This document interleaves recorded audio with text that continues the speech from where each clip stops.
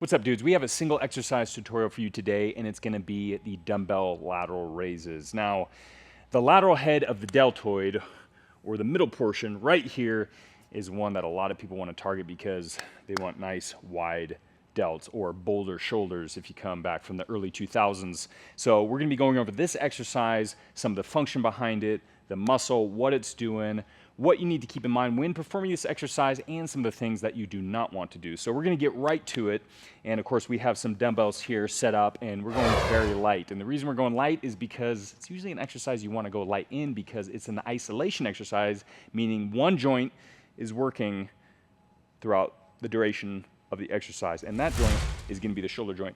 The shoulder joint is a little finicky for a lot of people. The reason being is because it is a very mobile joint, or should be a very mobile joint, and it sacrifices stability and strength for that mobility. So as you can see, full 360-degree rotation, you can abduct, adduct, and go all kind of which way and what. So because of that, and because a lot of muscles will come into that joint and around that joint, it's pulled in all different directions, and you can have some pain, you can have some issues, some impingements. So you have to be very careful of that joint because it can be a little iffy in doing specific movements. And this movement can be one of the movements that can give you a little pain, at least for some people. So doing this motion, abducting, just like so, and abduction is essentially just taking a limb away from center line of your body. So you're pulling it away, you're abducting it. Same with the leg, abducting the leg away. So with the arms, you're abducting out. And of course, with the lateral portion of the deltoid, all these fibers kind of coming in here to the humerus, they're shortening and gonna help pull that arm upward, just like so. Trap's gonna help a little bit as well, pulling in through here. As you can see, it's kind of activating, but essentially you're trying to target those fibers through here. Now, are those the only fibers working? No, definitely not. I mean, there's other muscles helping out, there always is, but that's kind of what the whole point of the exercise is that lateral raise, the lateral portion of the deltoid.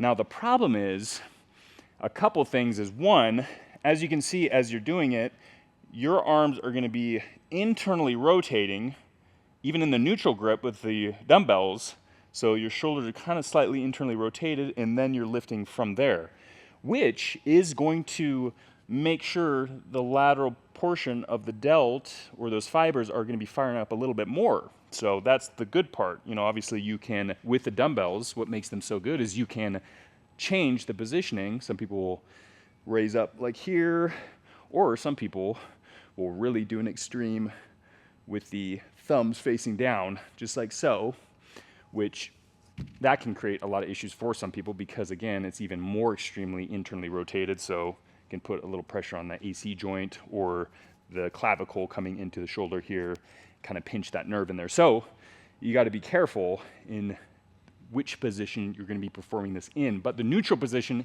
is the more commonly known one, which is essentially just your palms facing each other and you're raising straight up. So that's some of the things to keep in mind. And the great thing about the dumbbells, of course, is you can play with certain positioning, even if it's slight. So you can kind of turn them out slightly here, where your palms are actually kind of more facing forward, or if you feel it better where your palms are facing back, you can do it that way. So there's all different ways you can do it with the dumbbells. Now, some of the things you don't want to do in this exercise is keeping your shoulders shrugged. So that's going to decrease the range of motion. The traps are going to get in the way from that abduction. So if they're tight, you won't going to get the full range of motion. So you want to keep your shoulders depressed and slightly retracted. So you don't want to have them forward or kind of pronated forward. You want to have them retract, depressed. That way the shoulder is stable and you can get that full range of motion. So much like we were saying in the beginning, the shoulder, very mobile, you want to stabilize a little bit. So you do want to kind of retract the shoulders slightly and depress them.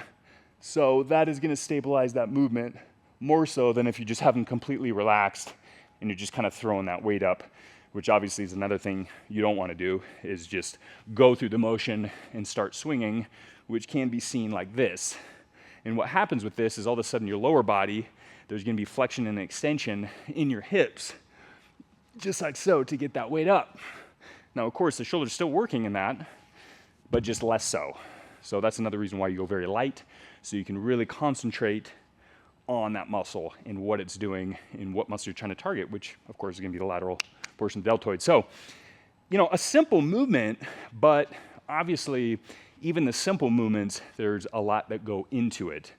And you know, when you're trying to target a muscle in isolation exercise, a single joint working, which is the shoulder joint, abducting, there's still a lot more muscles involved. Your grip is involved, your core, because you have to stabilize yourself. You know, obviously you don't want to just be completely relaxed. You need everything tight, and I think a lot of people will forget that.